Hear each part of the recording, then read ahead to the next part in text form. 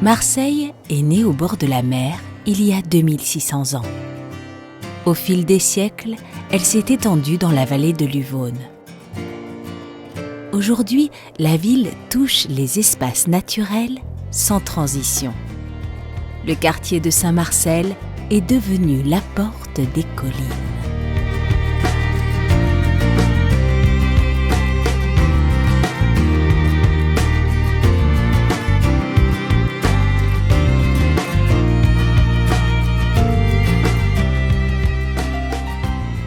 Au-dessus des toits de Saint-Marcel se dresse la silhouette familière d'un vieux gardien. Depuis près de 1000 ans, ce château fort est le trait d'union entre la ville et la colline. D'ici, les hommes pouvaient surveiller l'arrivée des ennemis dans toute la vallée de l'Uvonne. Désormais en ruine, ces vieilles pierres veillent sur les trésors du vallon de la Vigie. Depuis les crêtes couvertes de garrigues jusqu'au pied des collines habitées par une forêt très ancienne, la vie ici bat au rythme des saisons.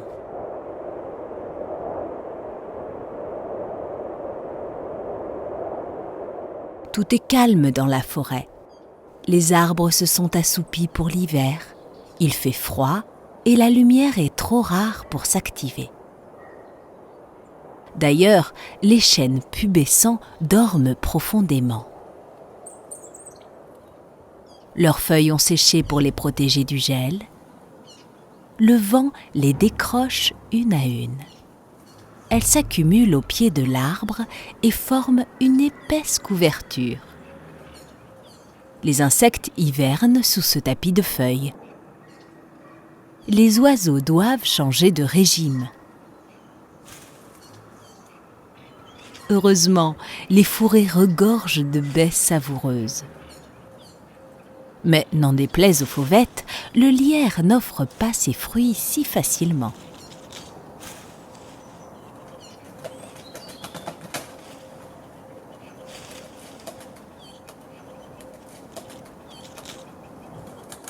Il leur faut prendre des forces, car l'hiver sera encore long dans la forêt.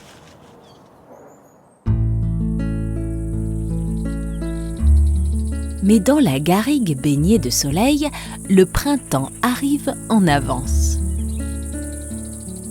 Une douce chaleur couvre le sommet des collines dès le mois de janvier. Le romarin ouvre le grand bal des fleurs. Il est toujours le premier à fleurir dans la garrigue. Ses petites corolles de pétales violettes cachent du nectar, dont le parfum réveille les premières abeilles. Peu après, les argelats entrent dans la danse. Ils se couvrent de fleurs jaunes qui sentent très fort la noix de coco.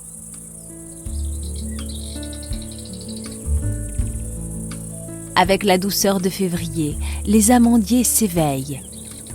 Ils déploient leurs fragiles pétales et tendent leurs petits sacs de pollen vers les insectes pollinisateurs. Il faut faire vite, car la garrigue se couvrira bientôt d'une myriade de fleurs, toutes plus appétissantes les unes que les autres.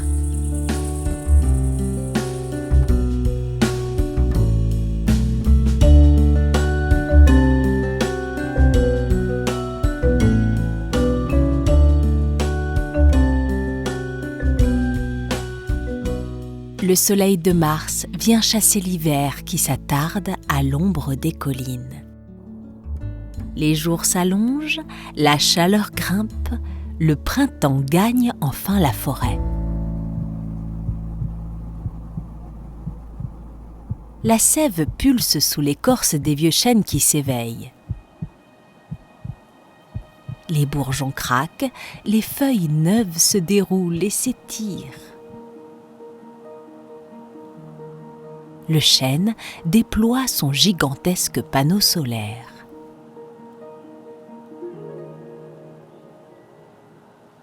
Les feuilles absorbent la lumière et la transforment en sucre, dont l'arbre se nourrit.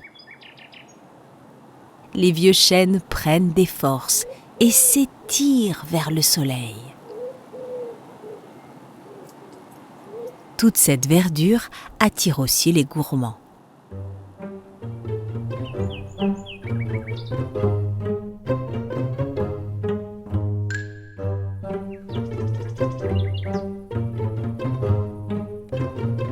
Au pied des arbres, les pucerons et les chenilles partent à la recherche de tiges fraîches.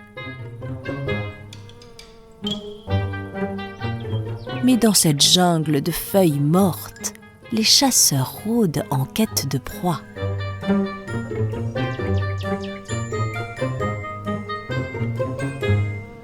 Tout l'art de la survie consiste à passer inaperçu.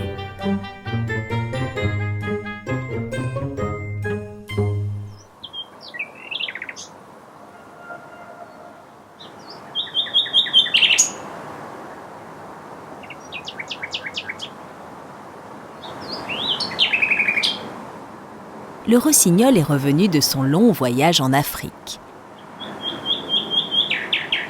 Il fait entendre ses plus belles mélodies pour charmer les femelles. Il écoute, un autre mâle chante à proximité. Mais un bruit de fond permanent vient troubler leur sérénade.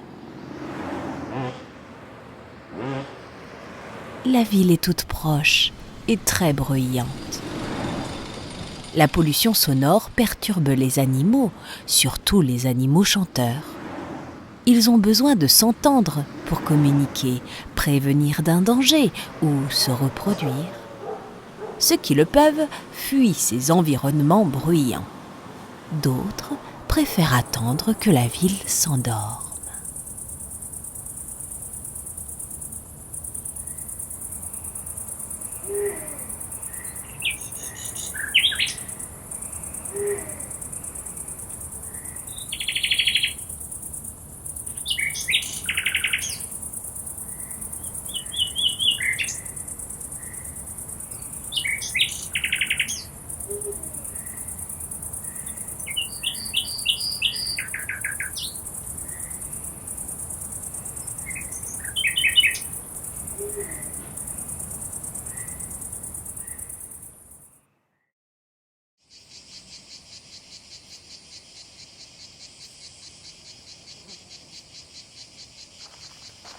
Avec juin, la température grimpe dans la garrigue.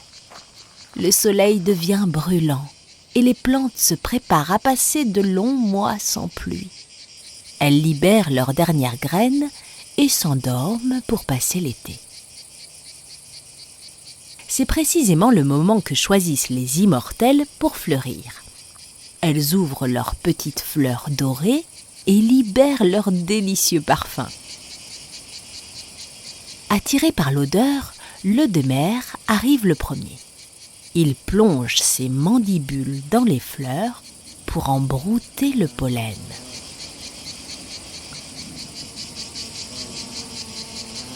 Tous les pollinisateurs prennent part au festin. Les araignées crabes s'en frottent déjà les pattes.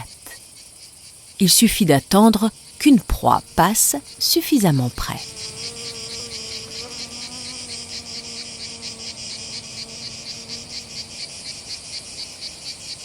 Les tecles semblent s'être donné rendez-vous. Ces papillons plongent leurs longues trompes dans la corolle des fleurs et aspirent le nectar aussi vite que possible.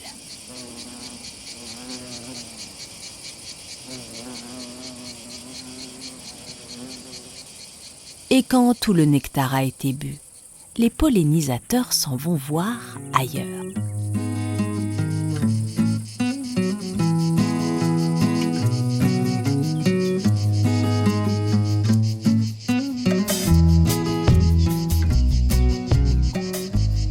Sur les flancs des collines, les oliviers et les amandiers laissent leurs fruits gonfler sous le soleil. Ces arbres ne sont pas sauvages, ils sont les descendants d'arbres plantés ici par les hommes. car au XIXe siècle, le vallon était cultivé. Les oliviers, les amandiers et la vigne poussaient sur les restanques. 2 bergeries abritaient les troupeaux de chèvres et de moutons.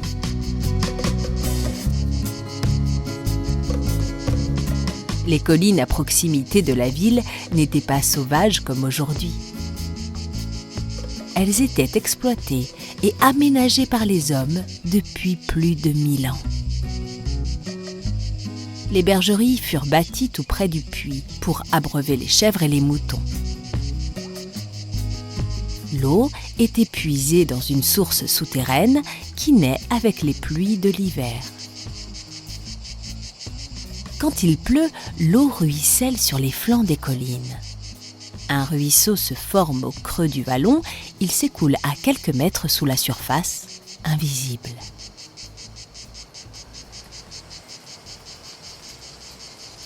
Grâce au ruisseau, une épaisse forêt pousse au creux du vallon.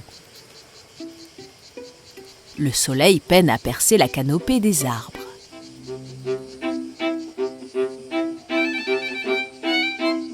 Les cirfes dansent dans les rares rayons de lumière. Leurs ailes battent si vite qu'ils sont capables de voler sur place.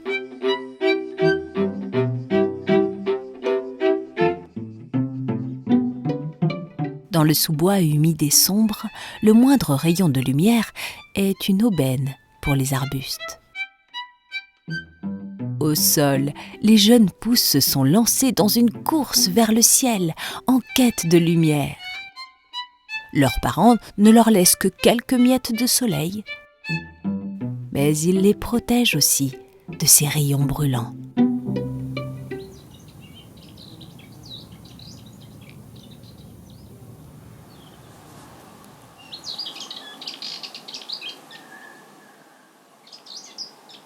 Après la sécheresse de l'été, la fraîcheur et l'humidité de l'automne redonnent un nouveau souffle aux plantes et aux animaux.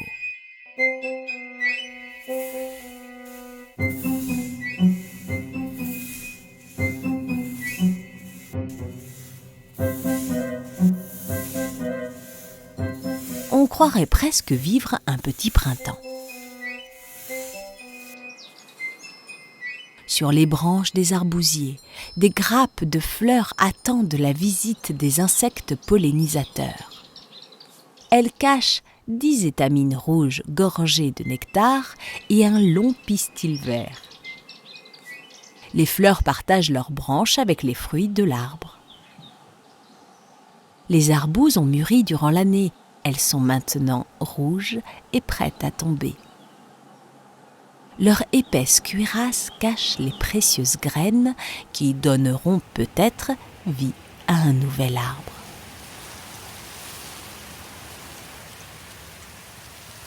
Avec les jours qui raccourcissent, les vieux chênes se préparent à passer l'hiver. La chlorophylle verte disparaît petit à petit des feuilles qui jaunissent et puis sèchent. Le froid peut venir. La nature est prête à entamer un nouveau cycle.